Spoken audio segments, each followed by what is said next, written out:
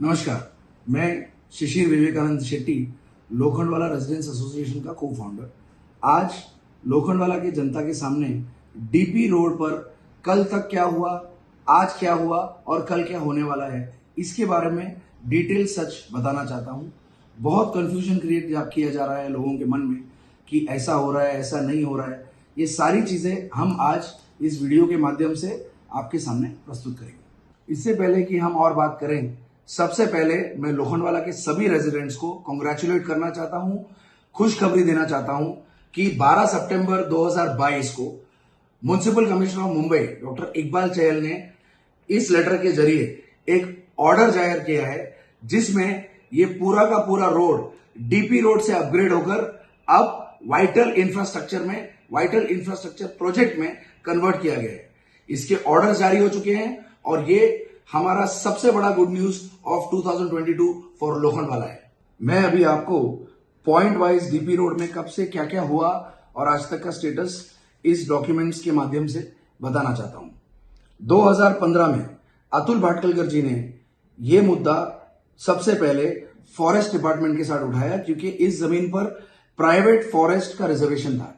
यह रिजर्वेशन हटाना ये भारत के अंदर सबसे इंपॉसिबल टास्क है, जो 1 साल के भीतर तभी के मंत्री के साथ बैठ के इस रिजर्वेशन को हटाया गया।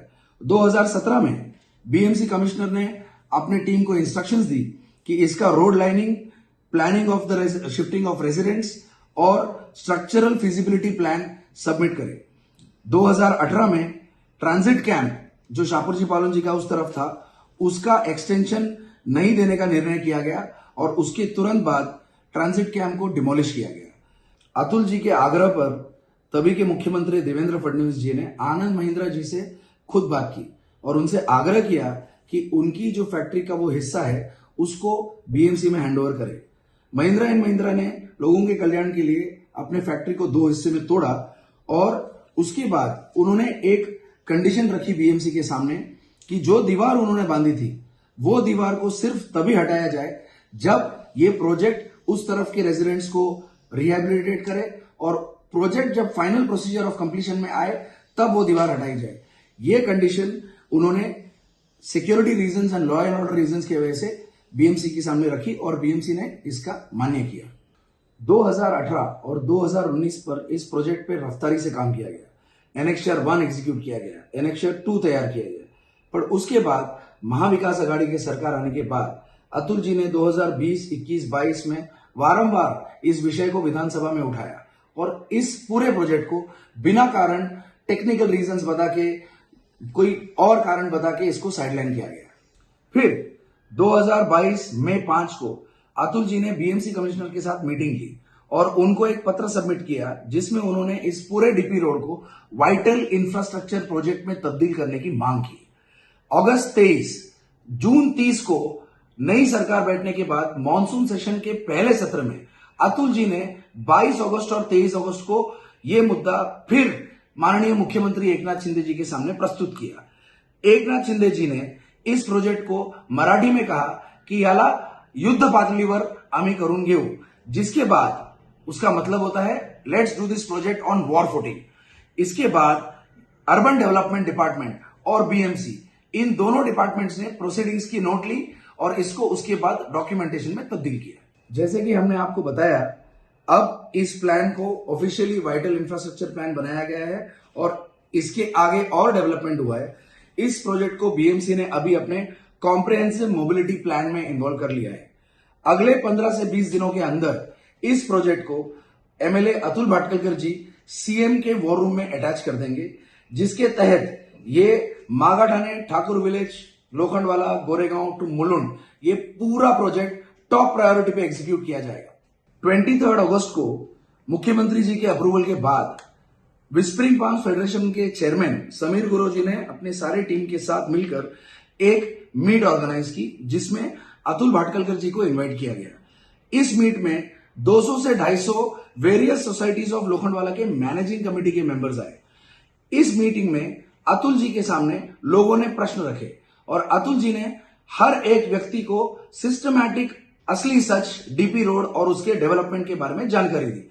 इस मीटिंग में इस सवाल जवाब के मीटिंग में लोगों को काफी सेटिस्फेक्शन हुआ और उनको पता चला कि अब ये प्रोजेक्ट लाइव हो चुका है और इसके लिए हम सभी ने अतुल जी को बहुत अप्रिशिएट किया। इस पब्लिक मीटिंग के दौरान मैंने खुद ने अतुल जी से ये प्रश्न पूछा कि अगर हम उस तरफ जाने वाली दीवार को हटा सकें ऑफिशियली तो क्या इससे डीपी रोड बनने में और तेजी आएगी। उन्होंने उसका स्पष्ट जवाब दिया कि यह करने से एक लॉ एंड ऑर्डर सिचुएशन खड़ी होगी और महिंद्रा ने जो कंडीशनल सरेंडर इस जगह की है उसको रिवोक करने के चांसेस बढ़ जाएंगे। अब ये हमको और आपको तय करना है कि ये सब चीजें देखने के बाद ये डॉक्यूमेंटेशंस, ये करंट एविडेंसेस, ये पूरा डेवलपमेंट और ये सारी खुशखबरी हमको ये सोचना है कि कोई किसी के पॉलिटिकल गेन के लिए सोशल मीडिया अटेंशन लाना, मीडिया अटेंशन पाना, ऑब्जेक्शंस क्रिएट करना, ये करके एक प्रो इंफ्रास्ट्रक्चर गवर्नमेंट जिसने फिर से इस चीज को अप्रूव करके ऑन पेपर डाल दिया है उसको ऑपोजिशन क्रिएट करके फिर से इस पूरे मुद्दे को 2014 तक पहुंचाना चाहते हैं।